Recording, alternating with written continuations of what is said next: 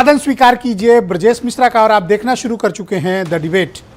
बहनों भाइयों, उत्तर प्रदेश में भारतीय जनता पार्टी और समाजवादी पार्टी जो मुख्य दो राजनीतिक दल हैं, इनके दिग्गज नेता चुनाव के मैदान में हैं। चुनाव को भले ही 380 दिन बचा हो, लेकिन इन दोनों ने जोर आजमाइश और कवायद शुरू कर दी है। अखिलेश यादव पूर्वांचल के दौरे पर हैं और भारतीय जनता पार्टी अपने नए अलायंस पार्टनर को तलाश कर उनको साथ जोड़ने की कोशिश और पूर्वांचल में जो असेंबली इलेक्शन में सेंध लगी थी उसको पाटने की कोशिश कर रही है। तो उत्तर प्रदेश में अभी से ही पार्लियामेंट इलेक्शन की भरपूर तैयारी हो गई है और दोनों दलों के दिग्गज अखाड़े में कूद चुके हैं। आज की परिचर्चा हम इस विषय पर केंद्रित करने वाले हैं।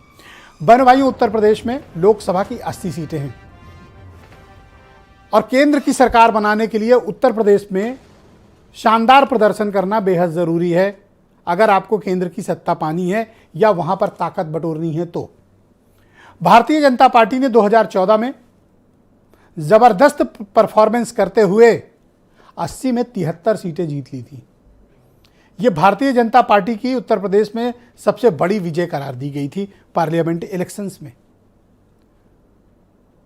अब भारतीय जनता पार्टी ने जब अपनी कार्यकारिणी की बैठक की तो आपको ध्यान होगा कि उन्होंने 80 में 80 सीटें जीतने का टारगेट फिक्स किया है और पूरे देश भर में 350 प्लस पार्लियामेंट्री सीट जीतने का टारगेट। लेकिन यूपी में 73 सीटें जीतने का टारगेट या 80 सीटें तक पहुंचने का टारगेट बीजेपी कैसे प्रूव करेगी या कैसे अचीव करेगी? आप ध्यान करिए कि अभी खत्म हुए असेंबली इलेक्शंस में जो एक साल पहले हुए हैं, तकरीबन 36% वोट अपोजिशन को गए थे और पूर्वांचल में अपोजिशन ने बीजेपी को कई जिलों में साफ कर दिया था। अब बीजेपी की समस्या यह है कि दलित, ओबीसी, महिलाओं के वोट को कंट्रोल करना, जो असेंबली इलेक्शंस में वोट बैंक उनके हाथ से निकला उसको वापस लाना और विपक्ष की बड़ी चुनौती का सामना करना। अब यह तय है, तस्वीर साफ है कि उत्तर प्रदेश में मुकाबला BJP alliance versus socialist alliance के बीच है। जिसके पास जितने ज्यादा पार्टनर्स होंगे उसको उतनी राजनीतिक बढ़त चुनाव में मिलेगी और सब ने अपनी अपनी वर्थ पूरी की है।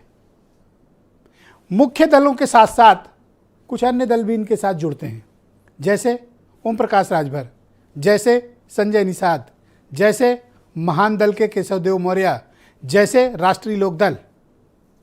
ये सब ऐसी पॉलिटिकल पार्टी हैं जो अपने अपने क्षेत्र में अपने अपने रेंज में सिमटी हुई हैं, लेकिन जब ये किसी बड़ी पॉलिटिकल पार्टी के साथ मिलते हैं बड़ा काम होता है। आप ध्यान करिए कि पूर्वांचल में ओम प्रकाश राजभर और अखिलेश यादव का अलायंस हुआ था और माहौल में कैसी तब्दीली उस वक्त आई थी इसका अंदाजा लगाया जा सकता है। अब बीजेपी को समझ में आ गया है कि ओम प्रकाश राजभर को साथ लेना जरूरी है, इसीलिए ओम प्रकाश राजभर से आजकल बीजेपी का एक पॉलिटिकल निगोशिएशन भी चल रहा है।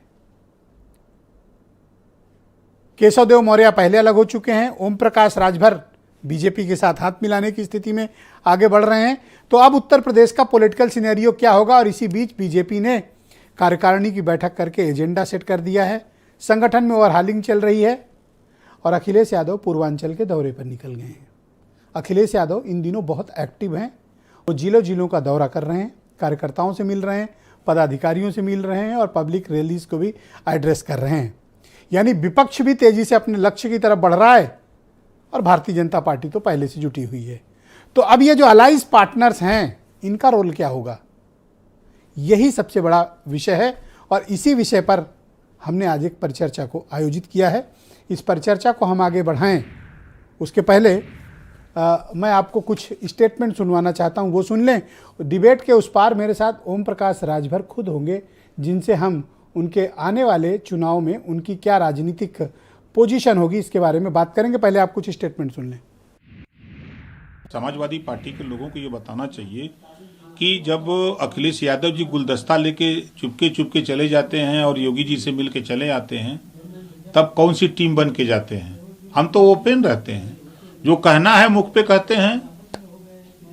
और समाजवादी पार्टी को दर्द अगर है तो सरकार में थे तो प्रमोशन में आरक्षण क्यों खत्म किया?